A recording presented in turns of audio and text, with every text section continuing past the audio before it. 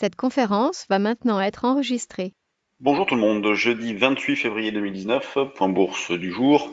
Conformément à notre scénario principal, le marché marque une pause depuis que la résistance 5240 a été atteinte. Donc ça fait plusieurs jours que l'on dérive latéralement entre 5200 et 5240.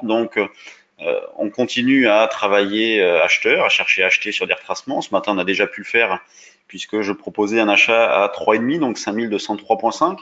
Dans l'idée, pour faire un écart rapide, par exemple, de viser 18,5, c'est le niveau sur lequel j'étais placé. Et pour la petite histoire, certains clients, et notamment un, se sont placés à 17,5. Et je me suis dit, bon, allez, ils vont me porter la poisse, je vais servir aussi à 17,5. Donc, Derek, si tu m'entends, merci. Donc on a pu faire l'écart, on recommence, replacer en double appui sur 5200, considérant que tant que l'on évolue entre 5180 et 5200, on peut acheter les yeux fermés. Si on venait à casser cette zone-là, on aurait une première dégradation en intraday. Ce serait pas non plus très méchant, mais plutôt l'indication qu'il faudrait être davantage méfiant sur nos achats. Le niveau d'achat du DAX a été atteint aussi, ce que j'ai proposé 11 403. Avec comme objectif 43 notamment. J'ai hésité entre 33 et 43. J'ai proposé 43 pour faire un écart un petit peu plus important vu la volatilité qu'il y a sur le DAX en ce moment. Mais bon, faut pas hésiter s'il y a double top 33 à bouger. Sur le CAC, on peut laisser porter aussi, hein, sur le DAX aussi. Moi, je suis placé jusqu'à 35-40 pour bouger sur le CAC. Hier, c'est ce que l'on a joué. D'ailleurs, hein, on a acheté sur 5215. Je l'avais annoncé sur BFM et j'étais placé à 33,5. Il a fallu attendre des heures puisque le niveau de 33,5 a été atteint en début d'après-midi, donc vers 14-15 heures.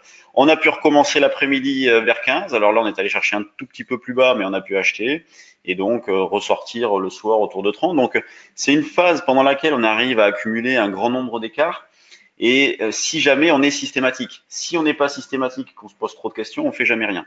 Donc il faut pas hésiter au moins sur des petites quantités à faire ces écarts-là, à les capter. Définir des niveaux d'alerte. Un premier, par exemple, ça peut être 5180, et toujours dans une optique un petit peu plus longue. Si jamais on avait un retracement vers 5125, ça serait l'occasion de renforcer des positions haussières, puisque ce retracement-là ne remettrait pas du tout en cause la tendance de fond qui, elle, reste bien évidemment haussière. Sur l'eurodoll, eh bien hier, on a fait un petit double top, un 14,03 avec derrière le retour en arrière, donc on a pu faire l'écart. On peut recommencer aujourd'hui, même si c'est vrai que ça fait une fois, deux fois. La troisième, on est davantage méfiant, mais vu l'ambiance générale sur l'euro-dollar, eh bien, on peut tenter une petite vente sur un 14,03. Toutes les indications données là sont valables jusque fin de matinée, début d'après-midi. À 14h30, on aura le PIB aux États-Unis, donc c'est pas la peine de se faire attraper, notamment sur l'eurodoll, pour pas grand-chose. Donc, il ne faudra pas hésiter à se mettre off sur les ordres placés et puis recommencer après. Sur les actions, valeur du CAC, toujours le même constat, énormément d'arbitrage. Vivendi plus forte hausse de 2,5, Engie plus forte baisse de 7, LVMH 0,36. Donc on voit qu'il n'y a pas, il y a rien de spécial, beaucoup de régularité, pas d'excès.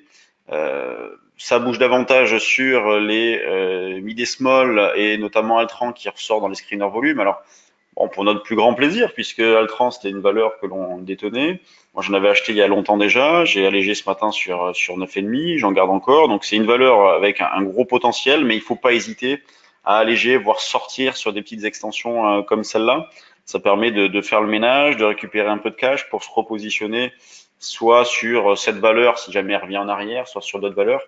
Il y a mieux à faire ailleurs. Donc, faut pas hésiter à bouger. Mais sinon, pour le reste, on n'a pas grand-chose. Je vais vous montrer donc le screener. Hop, il est ici. Le voici. Donc, Visiomed, Agro Génération, Altran, donc Acant, Bourbon et Dassault. Donc, Dassault qui a sorti des chiffres. Hein, donc, Dassault Aviation, les chiffres qui plaisent. Sur les chiffres aussi, on a Carrefour qui a publié, on a Ipsos, il y a Seb, il y a Technicolor. Technicolor qui a d'ailleurs annoncé qu'ils allaient plus proposer de résultats d'objectifs et l'action perd 4%. Donc déception sur Technicolor, mais déjà lié au fait qu'ils vont plus rien annoncer en termes d'objectifs.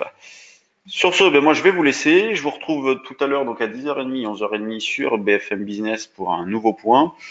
Pas facile puisqu'en ce moment il n'y a pas grand chose à dire dans la mesure où le marché fait du surplace, mais on accumule un grand nombre d'écarts et encore ce matin on a pu déjà faire 203, 217, 18, c'est toujours ça de prix et prêt à recommencer à l'achat à 203. et éventuellement on peut essayer de gratter 196 pour un double appui avec mardi. Sur ce, je vous laisse, passez une bonne séance et on se retrouve demain pour un nouveau point bourse. Salut tout le monde.